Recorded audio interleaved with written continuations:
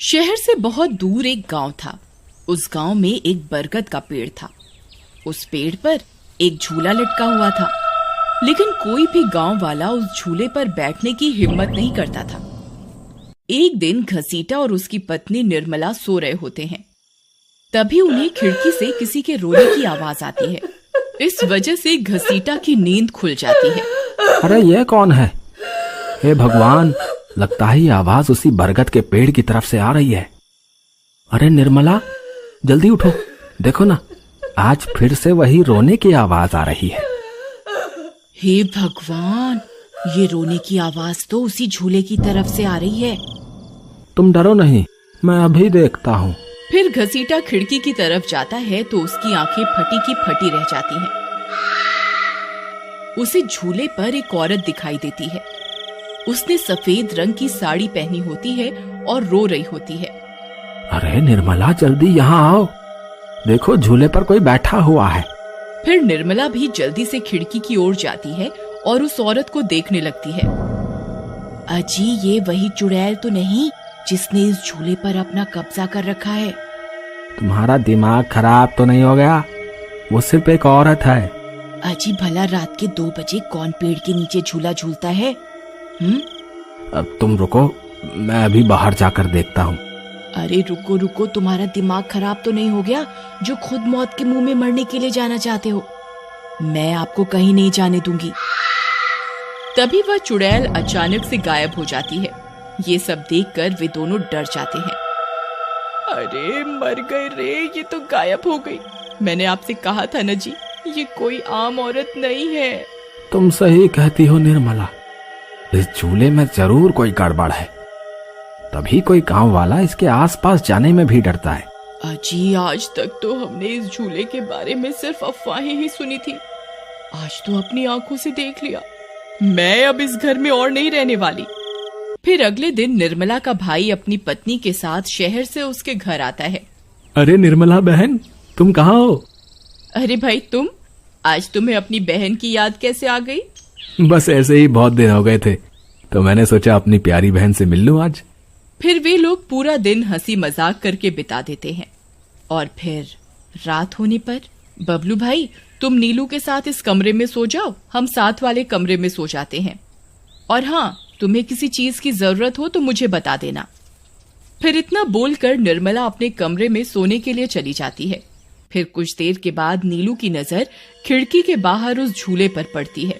अजी, इधर आइए, वो देखिए, वो पेड़ के नीचे एक झूला लगा हुआ है।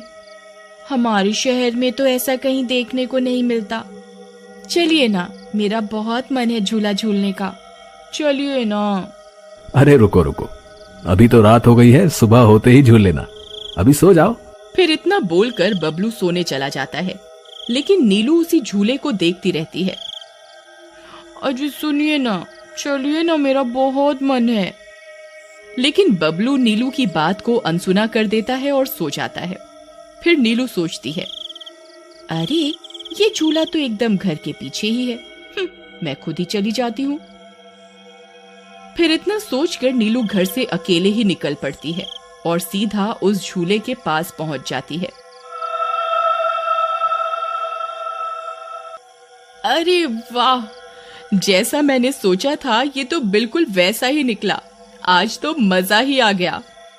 फिर नीलू उस झूले पर बैठ जाती है और झूला झूलने लगती है और गाना गाने लगती है।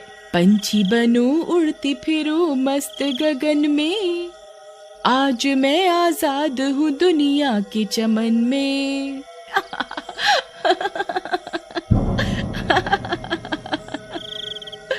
अरे वाह। फिर नीलू कुछ देर रात खुशी खुशी झूला झूलती रहती है। अरे वाह, आज तो मजा ही आ गया। चलो अब घर चलती हूँ, अगर इनकी नींद खुल गई तो ये बहुत नाराज हो जाएंगे। फिर जैसे ही नीलू उस झूले से उतरने लगती है तो उसे महसूस होता है कि किसी ने उसे पकड़ कर रखा है और वो झूले से नीचे नहीं उतर पा रही। वो बहुत डर जाती है। अरे अरे ये क्या, कौन है जिसने मुझे पकड़ कर रखा है?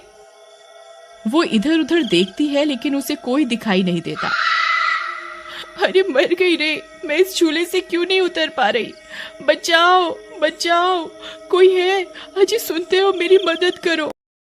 तभी नीलू की आवाज सुनकर बबलू की नींद खुल जाती है। निर्मला और घसीटा भी उठ जाते हैं और भागते हुए बबलू के पास आते हैं। अरे बबलू, ये तो नीलू की आवाज थी ना, वो कहाँ है? तभी घसीटा की नजर उस झूले पर पड़ती है।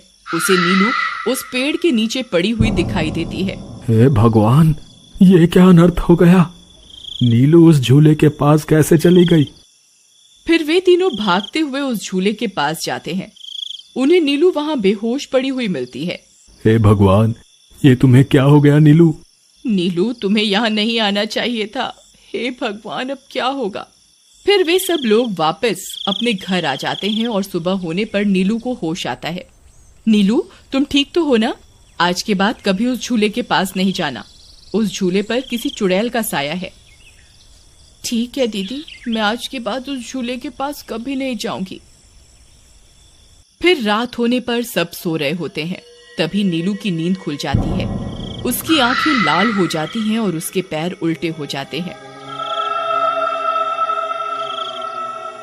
और वो घर से निकलकर झूले की तरफ चल देती है और झूला झूलने लगती है।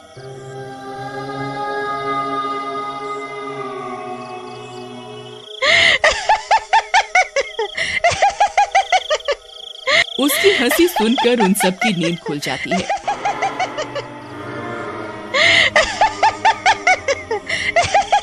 निर्मला और घसीटा भागते हुए बबलू के कमरे में आते हैं और नीलू को वहां ना पाकर परेशान हो जाते हैं।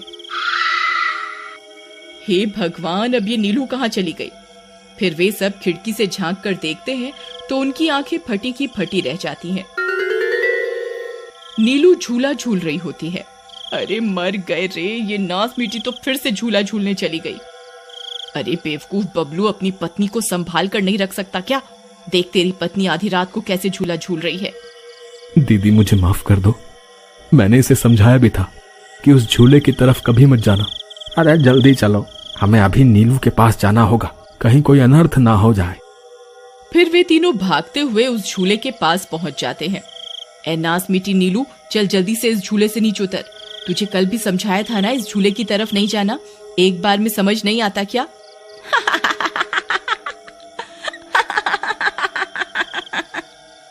जरा इसके पैरों की तरफ तो देखो। अरे मर गए रे, ये तो चुड़ैल बन गई है। अरे मर गए रे, मेरी बीवी तो चुड़ैल बन गई। अब क्या होगा? अरे भागो रे भागो, सब अपनी जान बचाकर भागो। अरे मैं तो जीते जी विधवा बन गया। अरे मेरी बीवी तो चुड़ैल बन गई। फिर वे तीनों वहां से भाग जाते हैं। तभी उन्हें रास्ते में कुछ गांव वाले मिलते हैं। अरे घसीटा भाई, क्या हुआ? इतनी रात गए, कहाँ भागे जा रहे हो? अरे भाई, इसकी पत्नी नीलू शहर से आई थी और रात को वो बरगद के पेड़ के नीचे बंधे झूले पर झूला झूलने चली गई। अब उस चुड़ैल ने उसके शरीर पर अपना कब्जा कर लिया है। हे भगवान, ये क्या अनर्थ हो गया? चलो हम सब मिलकर अभी वहां चलते हैं। फिर वे सब गांव वाले मिलकर वहां पहुंच जाते हैं। नीलू अभी भी झूला झूल रही होती है। ए चुड़ैल, बस बहुत हो गया। तूने हम गांव वालों को बहुत परेशान किया है।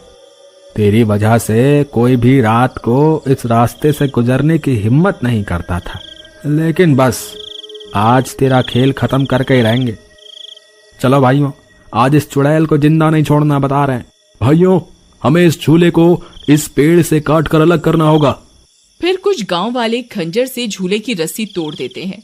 झूला टूटते ही नीलू नीचे गिर जाती है और चुड़ैल गुस्से में नीलू के शरीर से बाहर निकल जाती है। हे गांव वालों, ये तुमने सही नहीं किया, अब तुम सब मरोगे। भाई जल्दी से इस झूले में आग लगा दो, हो सकता है इस झूले के जलने से ये चुड़ैल भी मर जाए। तभी एक गांव वाला उस झूले को आग के हवाले कर देता है।